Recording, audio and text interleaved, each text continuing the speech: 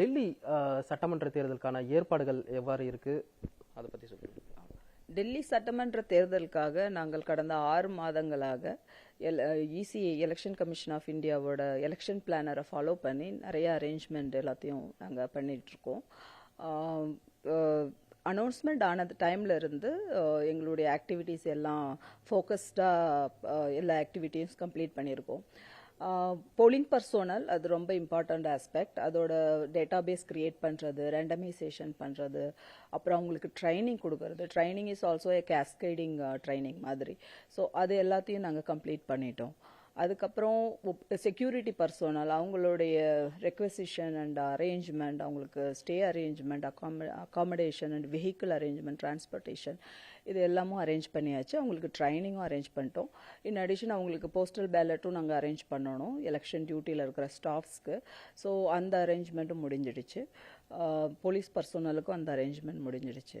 அதுக்கப்புறம் ட்ரைனிங் வந்து நாங்கள் ஒரு நாட் ஓன்லி போலிங் பர்சோனல், நாங்கள் எல்லா staff associated with election process அவங்க எல்லாருக்குமே நாங்கள் ட்ரைனிங் கொடுக்க வேண்டியது இருக்கும். ஸோ அதை நாங்கள் ஒரு கேஸ்கேடிங் எஃபெக்டில் பிளான் பண்ணி சிஓ லெவல், அப்புறம் district election officers level and returning officers level, அந்த லெவல் வரைக்கும் நாங்கள் எல்லாருக்குமே ட்ரைனிங் கொடுத்துருக்கோம். அப்புறம் நிறைய டீம்ஸ் ஆல்சோ ஒர்க் பண்ணுவாங்க. சிஓ ஆஃபீஸில், டிஸ்ட்ரிக்ட் எலெக்ஷன் ஆஃபீஸர்ஸ் ஆஃபீஸில், ஆர்ஓ ஆஃபீஸில், அந்த டீம்ஸ்க்கும் நாங்கள் ட்ரைனிங் கொடுத்துருக்கோம். அப்புறம் இது தவிர நாங்கள் இது கவுண்டிங் சென்டர்ஸ் அரேஞ்ச் பண்ணணும், ஸ்ட்ராங் ரூம் அரேஞ்ச் பண்ணணும். அதெல்லாம் ஐடென்டிஃபை பண்ணி அதோட இன்ஃப்ராஸ்ட்ரக்சர்ஸ் எல்லாத்தையும் நாங்கள் என்ஷூர் பண்ண வேண்டியது இருக்கும். செக்யூரிட்டி ரீசன்ஸ் நாங்கள் பார்க்க வேண்டியது இருக்குது. அதெல்லாமும் பண்ணி அப்ரூவல் வாங்கியாச்சு. அப்புறம் இது இவிஎம் அரேஞ்ச் பண்ணணும். இவிஎம்க்கு ரெக்வசிஷன் கொடுத்து அதோட preparation, first level checking and then commissioning பண்ணணும். அப்புறம் ரெண்டமைசேஷன் அண்ட் ஃபாலோடு பை கமிஷனிங், அது எல்லாமும் பண்ணியாச்சு. அப்புறம் இன் கேஸ் எனி ஷார்ட் ஃபால்னால் நாங்கள் மறுபடியும் அந்த சேம் ப்ராசஸ்லாம் பண்ணணும். ஸோ எல்லா அரேஞ்ச்மெண்ட்டும் நாங்கள் பண்ணிட்டோம். இப்போது டெல்லிக்கு இன்னும் 48 hours டைம் போல்க்கு இருக்குது. So we are completely prepared. இப்போ ஒரு மாநிலத்தில் தேர்தல் என்றாலே அதற்கு முன்னாக பல கட்ட ஆலோசனைகள் கூட்டம் வந்து நடைபெற்றிருக்கும். டெல்லியை பொறுத்தவரை 2 தலையீடுகள் இருக்கு. மாநில அரசினுடைய பங்கு இருக்கு, மத்திய அரசினுடைய பங்கு இருக்கு. நீங்க ஆலோசனை கூட்டம் பண்ணியிருப்பீங்க. ஸோ இந்த தேர்தலை நடத்துவது எந்த சவால்கள் வந்து நீங்க எதிர்கொண்டு இருக்கீங்க?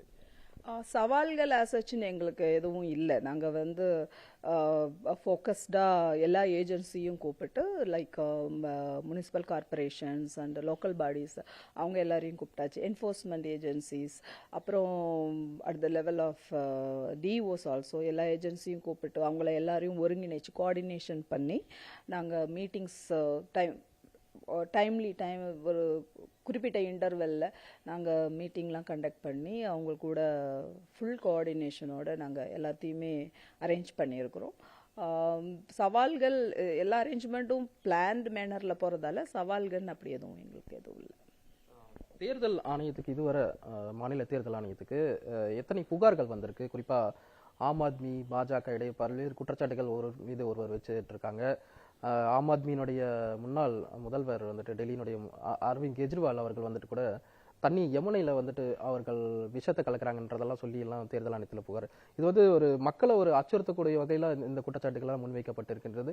மக்கள் வந்து ஒரு பேனிக் மோடுக்கு சென்று விடக்கூடிய நிலையில் இருக்கு. பின்பு அது அமோனியா அதிகமாக இருக்கு, அதனுடைய அளவு இருக்கு அப்படின்றதெல்லாம் விளக்கமெல்லாம் கொடுத்திருந்தாங்க. அதே போல பாஜக சார்பாகவும் பல்வேறு குற்றச்சாட்டுகள் ஆம் ஆத்மி சார்பாகவும் தலைவர்கள் சார்பாகவும் முன் வச்சிருந்தாங்க. அதற்கான நடவடிக்கைகள் வந்துட்டு எடுக்கப்பட்டிருக்குமா? எத்தனை புகார்கள் தற்போது வரை அரசியல் கட்சிகளிடமிருந்து வரப்பட்டிருக்குமா? நாங்கள் எலெக்ஷன் அனௌன்ஸ் பண்ண உடனே இம்மீடியட்டாக எல்லா பொலிட்டிக்கல் பார்ட்டியும் நாங்கள் கூப்பிட்டு, அது வந்து ரெக்குயர்மெண்ட், ஸ்டாச்சுட்டரி ரெக்குயர்மெண்ட் ஆல்சோ, நாங்கள் கூப்பிட்டு மீட்டிங் சிஓ லெவல், டிஓ லெவலில் நாங்கள் கொடுத்துருக்கோம். அவங்களுக்கு இன்ஸ்ட்ரக்ட் பண்ணியிருக்கோம் என்ன மாடல் கோட் ஆஃப் கண்டக்ட் அவங்க வந்து பண்ணணும், எக்ஸ்பெண்டிச்சர் மானிட்டரிங்கில் என்னென்ன கைட்லைன்ஸ் அவங்களுக்கு அப்ளிகபிள் ஆகுது, அவங்க அதை ஃபாலோ பண்ண வேண்டியது இருக்குது. எல்லாத்தையும் நாங்கள் டீட்டெயில்டாக ப்ரீஃப் பண்ணிட்டோம் அவங்களுக்கு. அதை தவிர அவங்க பொலிட்டிக்கல் பார்ட்டி அரசியல் கட்சிங்க வந்து கம்ப்ளைண்ட் எதுவாக இருந்தாலும் அவங்களோட இன்டர்ஃபேஸ் எல்லாமே complaint as such, even from political parties or from the general public, from everybody, every corner of our Delhi assembly எலெக்ஷனில் இருக்கிறவங்களுக்கு அவங்க வந்து கம்ப்ளைண்ட் வந்து டெக்னாலஜி யூஸ் பண்ணி அப்ளை பண்ணுறதுக்கு அரேஞ்ச்மெண்ட் ஆல்ரெடி எக்ஸிஸ்டிங்காக இருக்குது. அதில் ரொம்ப இம்பார்ட்டன்ட் வந்து சி விஜில் அப்படின்ற ஒரு அப்ளிகேஷன். அந்த அப்ளிகேஷனில் any public, general public or political parties or anybody who just observe any electoral offence ஏதாவது இருக்கா, எலக்டோரல் அஃபென்ஸ் ஏதாவது இருக்கா, அதில் வந்து ஒரு 9 to 11 12 number of electoral offence அவங்க கொடுத்துருப்பாங்க. அதுலேருந்து கம்ப்ளைண்ட் லாட்ஜ் பண்ணலாம்.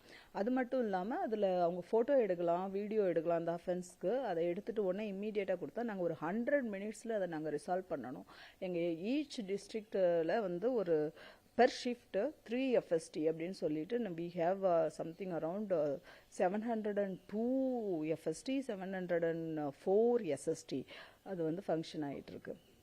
ஸோ அவங்கெல்லாம் வந்து this includes reserve also and but 3 FST 3 SST per shift and in a day 9 FST and 9 SST வந்து requirement mandatory. they round the clock அவங்க வந்து ஆக்டிவாக இருப்பாங்க. அவங்க இம்மீடியட்டாக போய் 100 மினிட்ஸில் அந்த சி விஜில் கம்ப்ளைண்ட்டை ரிசால்வ் பண்ணணும். இது வரைக்கும் நாங்கள் 6000 கம்ப்ளைண்ட் ரிசீவ் பண்ணியிருக்கோம். ஆவரேஜ் ரெஸ்பான்ஸ் டைம் எங்களோடது நாங்கள் ரிசால்வ் பண்ண டைம் வந்து 36 மினிட்ஸ். ஸோ நாங்கள் எல்லாத்தையுமே ஒரு வித் அக்யூரசி ஆஃப் 99% அக்யூரசி நாங்கள் பண்ணிகிட்ருக்கோம். ஸோ கம்ப்ளைண்ட் எல்லாமே நாங்கள் இது பண்ணுறோம். இது தவிர நாங்கள் ஆஃப்லைனாகவும் நிறைய ரிட்டன் கம்ப்ளைண்ட்ஸ்லாம் ரிசீவ் பண்ணுறது, அதையும் நாங்கள் டைம்லி நாங்கள் ரிசால்வ் பண்ணுறோம். வேட்பாளர்கள் மீதான புகார்களும் வந்துட்டு உங்களுக்கு வந்துட்டு இருக்கா மேம்? பொதுமக்கள் அவர்கள் தரப்படும் வந்து புகார்கள் வந்து தற்போது வரை ஏதாவது அளிச்சிருக்காங்களா இந்த தேர்தல் நேரத்தில் மேம்?